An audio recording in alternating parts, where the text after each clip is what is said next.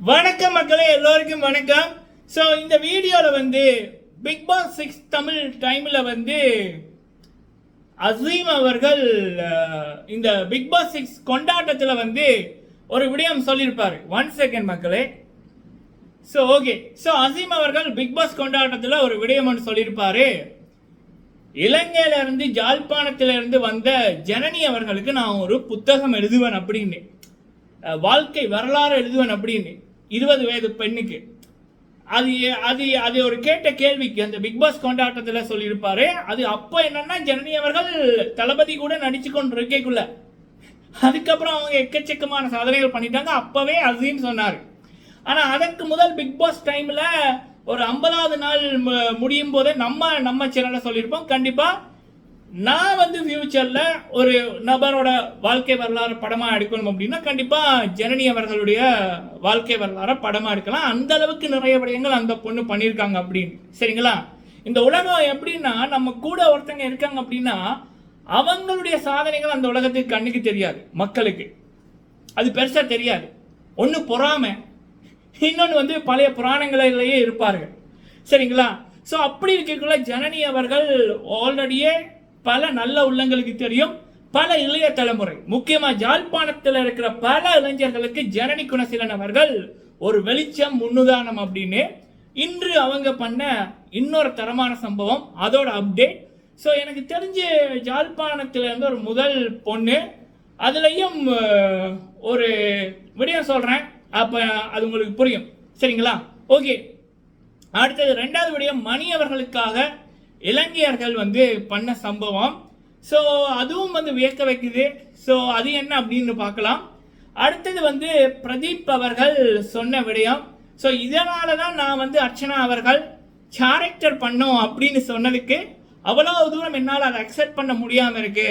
அவ்வளோ தூரம் அர்ச்சனா அவர்களுடைய அந்த நடிப்பு ஆஃப்டர் பிக் பாஸுக்கு அப்புறம் வெளியில் வந்துச்சு. ஸோ அது பிரதீப் அவர்கள் சொல்லக்குள்ளே அது வந்து சில விடயங்கள் புரியுது. அது என்ன அப்படி என்பதை பார்க்கலாம். அடுத்தது பிக் பாஸ் 8 தமிழ், அதோட ஆரம்பம் அது என்ன அப்படின்னு பார்க்கலாம். சரிங்களா? ஸோ ஃபுல்லாக பாருங்கள், லைக் பண்ணுங்கள். ஃபர்ஸ்ட் டைம் வந்திருக்கீங்க அப்படின்னா மறக்காமல் சப்ஸ்கிரைப் பண்ணுங்கள். உங்களுடைய கருத்துக்களை தவறாமல் சொல்லுங்கள். ஓகே, ஃபர்ஸ்ட் வந்து நம்மளுடைய வெற்றி மகள் ஜனனி குணசீலன் அவர்கள், பொதுவாக அது என்ன மந்திரமோ மாயமோ இல்லை அதிசயமோ அற்புதமானு தெரியல, பிக் பாஸுக்கு வந்து பிக் பாஸ் தமிழுக்கு வந்து ஜாழ்ப்பாண மண்ணில் பிறந்து வர்றவ எல்லாருமே வந்து அந்த சீசனில் வந்து ஸ்டார் தான், சும்மா ஸ்டார்ல சூப்பர் ஸ்டார் தான். ஃபர்ஸ்ட் வந்து லாஸ்லி அவர்கள், அவங்க பிறந்தது யாழ்ப்பாணம், படித்தது திருவண்ணாமலை, வேலை செஞ்சது கொலம்போ, இப்போ இந்தியாவின் நடிகை. சரியா? அவங்களும் ஒரு சாதனையாளர், சரித்திர நாயகி. அதுக்கப்புறம் தர்ஷன் அவர்கள், அவர் பிறந்ததும் ஜாழ்ப்பாணம் தான். பிக் பாஸ் 3 தமிழ் நடக்கிக்குள்ள அவர் தான் கதாநாயகன். கவின் அவர்கள் ஆல்ரெடியே ஹீரோ, பல பேருக்கு அவரை தெரியும், பல கோடிக்கணக்கான லட்சக்கணக்கான ரசிகர்கள் இருக்கு சரவணன் மீனாட்சி ஷோ மூலம். பட் தர்ஷன்ன்றது அப்பதான் அறிமுகம், புதுமுகம். ஆனால் அந்த ஷோ நடக்கிக்குள்ள தர்ஷன் தான் கவினுக்கு ஈக்குவலா ஒரு ஹீரோவா இருந்தாரு. அந்த ஷோவோட கவின் அப்படி வின்னரோ, இவரும் ஒரு வின்னர். கவின் வர்சஸ் தர்ஷன் அப்படின்னு தான் எதிர்பார்த்தது. வனிதா அவர்களை அவங்க தர்ஷன் அவர்கள் ஓட விட்ட சம்பவம் எல்லாம் மறக்க முடியாது. அந்த அளவுக்கு யாழ்ப்பாணத்திலிருந்து வந்த தர்ஷனும் லாஸ்லியாவும் சீசன் 3ல ஒருத்தங்க முன்னுக்கு வர்றாங்கன்னா ஃபர்ஸ்ட் பொறாமப்படுறதே கூட இருக்கிறவங்க, நம்ம மண்ணில் பிறந்தவங்க அப்படின்றதா. முக்கியமா தமிழ் மக்கள் இந்த பொறாம உணர்வை மட்டும் பிரிக்க முடியாது. சரியா? ஸோ அப்போ அந்த வெறுப்புகளும் வந்துச்சு. முக்கியமாக லாஸ்லி அவர்களை பற்றி பார்த்து பொறாமைப்பட்டவர்கள் இன்னும் வயிறு அந்த சொல்லுவாங்க, ஒருத்தர் நல்லா இருந்தா தாங்க முடியாதுன்னு இப்பவும் சில ஜென்மங்கள் இருக்கு. சரியா? சில நபர்கள் இருக்காங்க. ஸோ அப்படி இருக்கக்குள்ள அந்த 2 பேருமே அந்த ஷோவோட சீசன் 3யோட ஸ்டார் இருந்தார்கள் ஜாலியிலிருந்து வந்து. அதுக்கப்புறம் யாழ்ப்பாணத்தில் இருந்து வந்த ஒருத்தங்க அப்படின்னா ஆஃப்டர் 3 இயர்ஸுக்கு அப்புறம் ஜனனி அவர்கள். ஸோ அது மறக்க முடியாத மக்களே. ஜாலியிலிருந்து ஒரு பொண்ணு வர்றாங்க அப்படின்னோடனே எனக்கு ஃபார் த ஃபர்ஸ்ட் டைம் வந்து ஜனனி அவர்களுடைய முகம் தெரியாது, பேர் தெரியாது, ஒரு பொண்ணு வர்றாங்க அப்படின்னு ஃபர்ஸ்ட் அப்டேட் கொடுத்தாலே நானும் 1 மாதத்துக்கு முதல் அது அந்த ஷோ ஆரம்பிக்கிறதுக்கு ஒரு கிட்டத்தட்ட நான் சொல்லி ஒரு 24 மணித்தேலங்களுக்கு அப்புறம் எனக்கு வெளிநாடுகள்ல இருந்து வந்த அழைப்புகள், யார் அந்த பொண்ணு, யார் அவங்க அப்படின்னு ஜனனியை தேடின. இது வந்து சத்தியமா எனக்கு எந்த சீசன்லையும் நான் அப்படி வந்து பார்க்கல. அவ்வளோ தூரம் ஜனனிக்கான அந்த எதிர்பார்ப்பு அதிகமாக இருந்துச்சு. அதுவும் அவங்க ஃபர்ஸ்ட் இன்ட்ரோ வந்ததுக்கு அப்புறமும் அவங்க கான்ஃபிடென்ட்டாக பேசின வார்த்தையாக இருக்கட்டும், உள்ளுக்கு போய் ஃபர்ஸ்ட் வீக் பண்ண தரமான சம்பவமாக இருக்கட்டும், வெறித்தனமாக இருந்துச்சு. சரிங்களா? அதனாலேயே பிக் பாஸ் டீம் பயந்துட்டாங்க, இந்த பொண்ணை பாராட்டினா இன்னும் நல்லா பண்ணிடுவாங்க அப்படின்னு போட்டு அவங்களுக்கு நிறைய துரோகங்கள் நடந்தது. அதையெல்லாம் தாண்டி, தடைகளை தாண்டி சாதனை படுத்தி கொண்டு போங்க அவங்க. சரிங்களா? ஸோ அப்படி இருக்கக்குள்ள ஒவ்வொரு விடயமும் அவங்க பண்ணுறது சாதனை வளர்த்துட்டு இருக்கு. ஃபர்ஸ்ட் படமே தளபதியோட நடிச்சதாக இருக்கட்டும், பெரிய ப்ரொடக்ஷன் கம்பெனியாக இருக்கட்டும், இப்போ பல பெரிய தயாரிப்பாளர்களோட படங்களில் நடிச்சு கொண்டதாக இருக்கட்டும், தெலுங்கு, மலையாளம் அப்படின்னு அவங்களுடைய வரையிருக்கின்ற படங்கள் பற்றி வருகின்ற அப்டேட்டாக இருக்கட்டும், இது வரைக்கும் இந்தியாவில் இருக்கிற மாடல்ஸ், ஆக்ட்ரஸ் பண்ணாத அளவுக்கு விளம்பரங்கள், ஃபோட்டோ ஷூட் பண்ணதாக இருக்கட்டும், அதையெல்லாம் ஒரு பக்க சாதனை.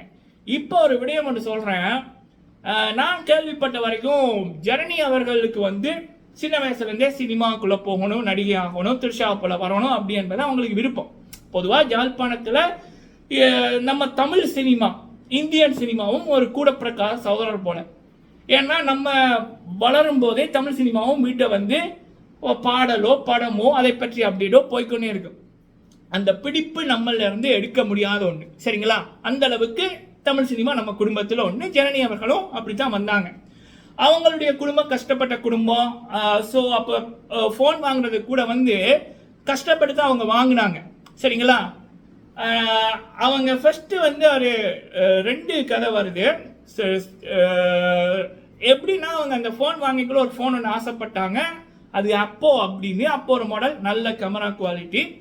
பட் அது வாங்க அவங்களால முடியாமல் போச்சு, காசு பிரச்சனை காரணமா. இல்லை அவங்க அது கஷ்டப்பட்டு வாங்கினாங்க, அதை விட குறைஞ்ச விலையில் இருக்கிற அதே இதில் அப்போவில் இது ஒரு ஃபோன் வாங்கினாங்க அப்படின்றது ஒரு தகவல். சரிங்களா? ஆனால் கஷ்டப்பட்டு தான் அவங்கள ஃபோனும் சரி, இவன் 3 வேளை சாப்பாடுக்கு பல 2 வேளை சாப்பிட்ருக்காங்க, தூக்கம் இல்லை, அம்மாவை பார்க்கணும் அப்படின்னு அவ்வளவு கஷ்டங்களை தாண்டி அதுக்கப்புறம் அவங்களோட திறமை மூலம், அந்த ஃபோனில் டிக்டாக் மூலம் அவங்களோட திறமை உலகம் ஃபுல்லாக Vijay TV Bigg Boss team கண்ணில் பட்டு அவங்களோட ஆஃபீஸுக்கு கால் போய் அதுக்கப்புறம் அவங்கள்ட்ட கேட்டு அதுக்கப்புறம் தான் ஃப்ளைட்டுக்கு கஷ்டப்பட்டு டிக்கெட் எடுத்து வந்தாங்க. கஷ்டப்பட்டவன் முயற்சியாளர்கள் தோத்து போனால் சரித்திரமே இல்லை, நல்ல மனசு இருக்கிறவர்கள். அதற்கு ஜனனி அவர்கள் உதாரணம். ஸோ அப்படி இருக்கக்குள்ள அந்த ஃபோன் வாங்கிக்குள்ள கஷ்டப்பட்டு வாங்கின அந்த பொண்ணு இப்போ அந்த ஃபோன் கம்பெனியே அப்போ அந்த ஃபோனோட புதிய லேட்டஸ்ட்டு அவங்களோட இது வரைக்கும் வெளியான மொபைல்களையும் இப்போ அந்த கம்பெனி ஒரு தரமான ஒரு மொபைலை வெளியிட இருக்கார்கள். அதை இப்போ ப்ரொமோட் பண்ணுங்க, நீங்கள் ப்ரொமோட் பண்ணுறீங்களான்னு கேட்டு அதை ப்ரொமோட் பண்ணி கொண்டிருக்காங்க. அந்த கம்பெனியே ப்ரொமோட் பண்ணுறீங்களான்னு கேட்டு ப்ரொமோட் பண்ணுறவர் நம்மளுடைய வெற்றி மகள் ஜனனி அவர்கள். இது நான் புத்தகங்களில் பார்த்துருக்கேன். தலைவர் அவர்கள், சூப்பர் ஸ்டார் ரஜினிகாந்த் சார் அவர்களுடைய வாழ்க்கையில் அவர் பண்ணியிருக்காரு. சரிங்களா? அதெல்லாம் தலைவரோட வாழ்க்கையை பார்க்கும்போதே சூப்பர் ஸ்டார் அவர்களுடைய அதோட கூப்ஸ் பம்ஸாக இருக்கும். அதுக்கப்புறம் நம்ம ஜாழ்ப்பாணத்திலேருந்து ஒரு நபர் அவங்களோட வாழ்க்கையை பார்க்கக்குள்ளேயே அது ஒரு படிப்பினை. ஒரு தலைவர் சூப்பர் ஸ்டார் ரஜினிகாந்த் சார் அவர்களுடைய படம் பார்க்குற மாதிரி அவ்வளோ கூப்ஸ் பம்ஸாக மாஸாக இருக்குதுன்னா இவங்க தலைவி ஜனனி அவர்களுடைய தான். ஒரு ஃபோனே, அந்த ஃபோனை வாங்க ஆசைப்பட்டாங்க, போதிய அளவுக்கு காசு இல்லை, கஷ்டப்பட்டு அந்த ஃபோனை வாங்கினாங்க. ஆனால் அது வாங்கி ஒரு 4-3.5 வருஷத்துக்குள்ளேயே அந்த ஃபோனோட கம்பெனி அவங்களோட லக்ஸரியான ஒரு புதிய மொபைலை வெளியிடுறதுக்கு இவங்களை வச்சு பல கோடி மக்களுக்கு ப்ரொமோட் பண்ணுறாங்க. எவ்வளோ பெரிய சாதனை தெரியுமா? இதெல்லாம் கொண்டாடணும்ப்பா. சரிங்களா? அது பொறாமப்படுறதுகளுக்கு வயிறு எரியும். பொறாமப்பட்டவன் பொறாமப்பட்டு கொண்டு தான் இருக்கணும், தலை நிறைச்சி வாழ்க்கை முடிகிற வரைக்கும் முன்னுக்கே வர முடியாது. ஸோ ஜனனி அவர்கள் இந்த விடயத்திலும் அனதர் சாதனை தான். சந்தோஷமா இருக்கு. ஸோ பல ஜனனிகள் உருவாகணும். இலங்கையிலேருந்து ஜாழ்ப்பாணத்திலேருந்து பல பேர் சாதிக்கணும் சினிமாவில் அப்படி என்பதுதான் நம்மளுடைய விருப்பம். கண்டிப்பாக ஜனனி அவர்கள் பல பேருக்கு ஒரு வெளிச்சமாக இருப்பார்கள். சரிங்களா? இனிமேல் தான் ஆட்டம் ஆரம்பம் சினிமாவில். Wait and watch. இது வரைக்கும் என்ன அப்படின்னா அந்த கம்பெனிக்கு அந்த மொபைல் இருக்கு பல 10 வருஷம் 15 வருஷம் இருந்த நடிகைகள் ப்ரொமோட் பண்ணியிருக்காங்க. பட் ஜனனி அவர்கள் சினிமாக்குள்ளே போய் இன்னும் 1.5 வருஷம் கூட ஆகலை. அவங்க ஹீரோயினாக நடித்த படங்கள் வர இருக்கு, இன்னும் வரல. அதுக்குள்ளே ஜனனி அவர்களை வச்சு இப்படி ஒரு விளம்பரம் பண்ணுறாங்கல்ல, அதுதான் பவர் ஆஃப் ஜனனி. சரிங்களா? நீங்கள் உங்களுடைய கருத்துக்களை சொல்லுங்கள். எண்ணம் போல வாழ்க்கை. சரிங்களா? ஓகே, அடுத்தது பார்த்தீங்க இன்னொரு விடயம் மட்டும் சொல்கிறேன் மக்களே. இது இந்த பழைய காலம் அப்படின்னு இல்லை. டெக்னாலஜி அப்படின்றது மனிதர்கள் கண்டுபிடிக்க காரணம், வளர்ச்சி அடைய காரணம், அது மக்களுடைய தேவைக்கு பயன்படத்தான். சில பேருக்கு படிப்பு வரும், சில பேருக்கு படிப்பு வராது. சில பேருக்கு படிப்பு வந்தாலும் குடும்ப சூழ்நிலை காரணமாக அதை படிக்க முடியாது. அம்மா பார்க்கணும், அப்பா பார்க்கணும், தம்பியை பார்க்கணும், தங்கச்சியை பார்க்கணும், போதிய அளவு காசு இருக்காது. அவங்கள்ட்ட படிப்பு மட்டுமல்ல, கலைத்திறமைகளும் இருக்கும், நடனம், நடிப்பு, இப்படியானது. அப்போ அவங்களுக்கு எது மூலம் வாழ்க்கை போக முடியுமோ அதை போறது தான் புத்திசாலித்தனம். இன்னொன்று, கடவுள் எல்லாருக்கும் எல்லாத்தையும் கொடுக்க மாட்டார்.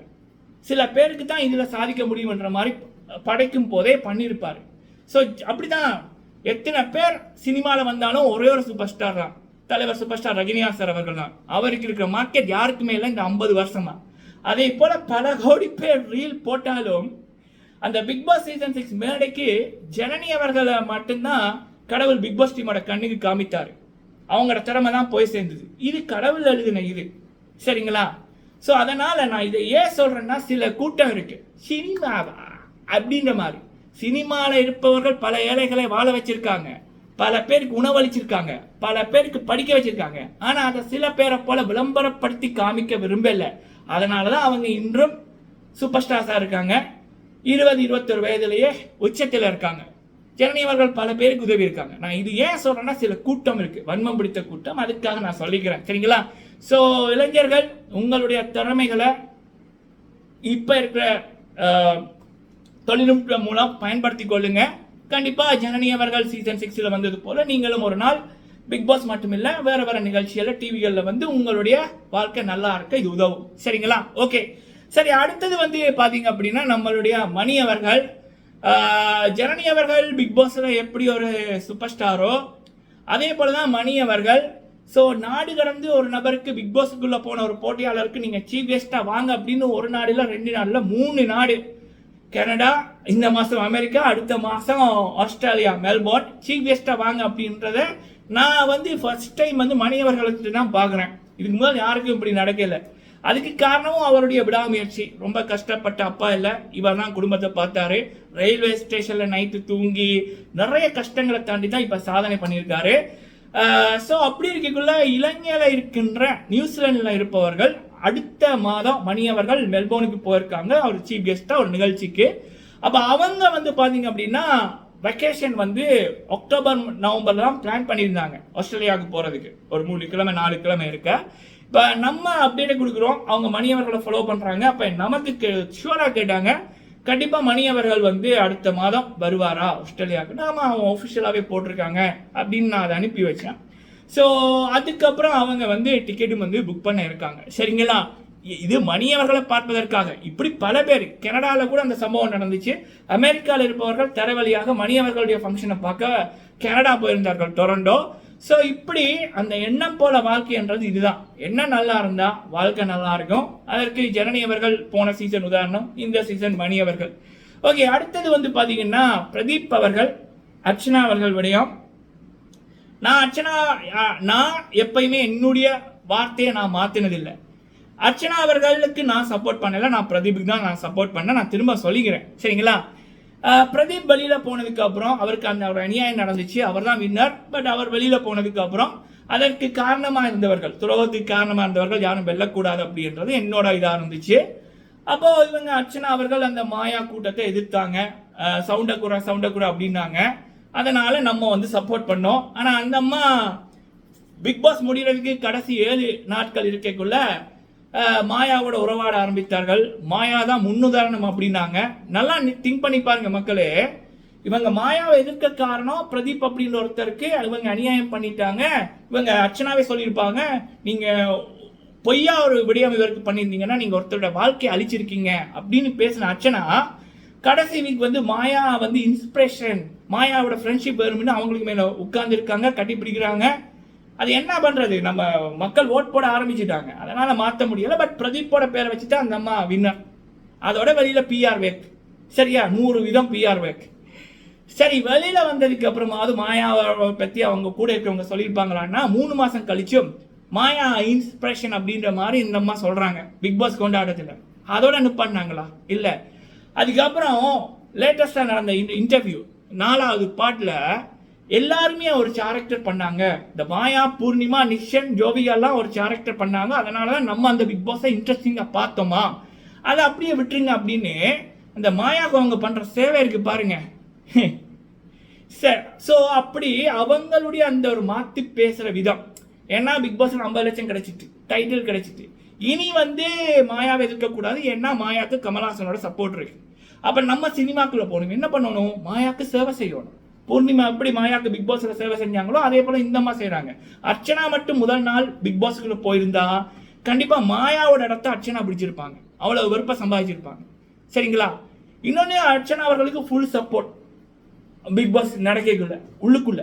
சரிங்களா? ஸோ பிக் பாஸோட பியூட்டி என்னன்னா, பிக் பாஸ் டீம் யாரை வெறுக்கிறார்களோ, யாருக்கு அநியாயம் செய்கிறார்களோ அவங்களைத்தான் மக்கள் ரசிப்பார்கள். அப்படித்தான் மக்களிடம் ஓட் வரும். அது எல்லாமே பிளான் பண்ணி நடத்தப்பட்டது. ஸோ அப்படி இருக்கக்குள்ள அர்ச்சனா அவர்களுடைய இந்த இரட்டை வேடம் தெரிஞ்சதுக்கு அப்புறம் தான் நம்ம அவங்களுக்கு சப்போர்ட் பண்ணல. சரி, இப்படி இருக்கக்குள்ள பிரதீப் அவர்கள் இப்போ ஒரு லேட்டஸ்டா ஒரு வீடியோ ஒன்று சொல்லியிருக்கார் வீடியோல. இப்போ என் கூட பேசி கொண்டிருக்கிறது விசித்ரா அவர்களும் ஜுகேந்திரன் சார் அவர்களும் தான் அப்படின்னு, வேற யாரும் பேசுறது இல்லை அப்படின்னு. அவர் அந்த விழாவுக்கு நீங்க ஏன் வந்தீங்கன்னு கேட்க, இல்லை எனக்கு ஒரு ப்ரொமோஷன் கிடைக்கும் இல்லை அப்படின்னு. அதாவது ஒரு வின்னராக வர வேண்டிய ஒரு நபர் 50 லட்சம் ரூபா காசு, டைட்டிலு, ஸ்பாட்லைட்டு அப்படின்னு எங்கேயோ வாழ்க்கை போயிருக்கணும். அவர்கிட்ட காசு இல்லை, அப்பா அம்மா இல்லை, ஒரு ரொம்ப கஷ்டப்பட்டு தான் இந்த ஷோக்கு வந்தார். ஒரு 30 நாள்லேயே மக்கள் முடிவு பண்ணிட்டாங்க இவர் தான் வின்னர்ன்னு. பிரதீப்புக்கு 4 லட்சம் போட் வந்தால் அடுத்தவங்களுக்கு 1 லட்சம் போட் கூட வராது கீழே இருக்கிறவங்களுக்கு. அப்படி இருந்தவருக்கு இந்த மாயா கூட்டம் கமல்ஹாசன் அவர்கள் துரோகம் பண்ணி வெளியில் அனுப்பினார்கள். அப்படிப்பட்ட நபருக்கு நடந்த அநியாயத்தை வச்சு டைட்டில் வின் பண்ண அர்ச்சனா அவர்கள் என்ன பண்ணியிருக்கணும், பிரதீப் அவர்களை இவங்க கௌரவித்திருக்கணும். அவருக்கு போய் போட்டோ எடுத்து இல்லை அவரை பற்றி ஏதாவது ஒன்று சொல்லி. ஆனால் அதற்கு பதில் அர்ச்சனா என்ன பண்ணாங்க, நிக்ஷனோட பாட்டுக்களை ஷேர் பண்ணாங்க, நிக்ஷனுக்கு கமெண்ட் பண்ணாங்க. இதுதான் அர்ச்சனா அவர்களுடைய அந்த சொல்லுவாங்க 100 நாள் நடிச்சிடலாம், ஆனால் 100 நாளுக்கு அப்புறம் தான் உண்மையான வாழ்க்கை ஆரம்பம், அப்போ மாட்டிக்குவீங்க அப்படின்னு. அப்படிதான் அர்ச்சனா அவர்கள் மாட்டிக்கிட்டாங்க. சரிங்களா? இது சொல்றதே என்னன்னு தெரியல. சரி, பட் என்னுடைய நோக்கம் பிக் பாஸ் 7 தமிழ்ல பிரதீப் அவர் தான் வின்னர். அவருக்கு அநியாயம் பண்ணுவார்கள், யாரும் அந்த டைட்டில் கை வைக்கக்கூடாது. அது நான் நடத்திட்டேன், அவ்வளோதான். ஓகே, சரி. அப்படி இருக்கக்குள்ள பிரதீப் அவர்கள் சொன்னதை வைக்கக்குள்ளேயே அர்ச்சனா அவர்கள் பண்ற விடயங்கள் மக்களுக்கு புரிஞ்சிருக்கும். ஸோ அந்த மனிதரோட வாழ்க்கை எப்படி இருக்கு, அவரது பேரை யூஸ் பண்ணி அவருக்கு நடந்த அநியாயத்தை வச்சு டைட்டில் வின் பண்ணவங்க என்ன பண்ணியிருக்கணும், ஆனால் இவங்க என்ன பண்ணி கொண்டிருக்காங்க அப்படின்னு பார்க்கக்குள்ளேயே அந்த உண்மை அறிவுள்ள மக்களுக்கு இன்னும் போய் சேர்ந்திருக்கும். இதுதான் காலம் குறும்படம் போடுறது அப்படி என்பது. சரி, ஓகே. அடுத்த விடயம் பாத்தீங்க அப்படின்னா, பிக் பாஸ் 8 தமிழ் வழக்கமாக நான் சொன்னது போல கமல்ஹாசன் அவர்கள் தான் கோர்ஸ் பண்றாங்க. அக்டோபர் மாதம் 6 அல்லது 13 அல்லது 20 இதான் ஸ்டார்டிங் டேட்டு. இப்போ ஒரு தகவல் என்ன அப்படின்னா, ப்ரொமோ இந்த பிக் பாஸ் 8 தமிழுக்கான ப்ரொமோ அடுத்த வீக் எடுக்க இருக்கார்கள் அப்படின்னு. அப்போ எப்படி ஏன் அக்டோபர் நடக்க இருக்கு, ஆரம்பத்தில் நடக்குமா அப்படின்னா இல்லை. பொதுவாக பிக் பாஸை பொறுத்த வரைக்கும் 2 மாதம் 2.5 மாதத்துக்கு முதலே கமல்ஹாசன் அவர்களையோ இல்லை யார் கோர்ஸ் நடத்துகிறாங்களோ அவங்களோட ப்ரொமோ எடுத்துருவாங்க. சரிங்களா? கால் ஷூட் பிரச்சனையா இல்லை என்னன்னு தெரியல, இப்படி தான் நடக்குது. போன சீசனும் அப்படி தான் நடந்துச்சு. சரிங்களா? பல பேர் கேட்டாங்க, ப்ரோ இப்படி ஒரு தகவல் வருது, அப்போ ஷோ ஜூலையில் ஆரம்பிக்குமா ஆகஸ்டில் ஆரம்பிக்குமான்னு. இல்லை, ஸோ வழக்கமாகவே பிக் பாஸை பொறுத்த வரைக்கும் இப்படி தான் ஏர்லியாகவே ப்ரொமோ ஷூட் பண்ணிடுவார்கள். சரிங்களா? இந்த பிக் பாஸ் 8 தமிழ் தொடர்பான தகவல்களை நம்ம இன்னொரு தனி வீடியோவில் சொல்கிறோம். இப்போ பல பேர் எனக்கு மெசேஜ் போட்டீங்க, அதுக்கு தான் இந்த தகவலையும் சொல்லியிருக்கேன். பார்த்தது எங்களுக்கு நன்றி.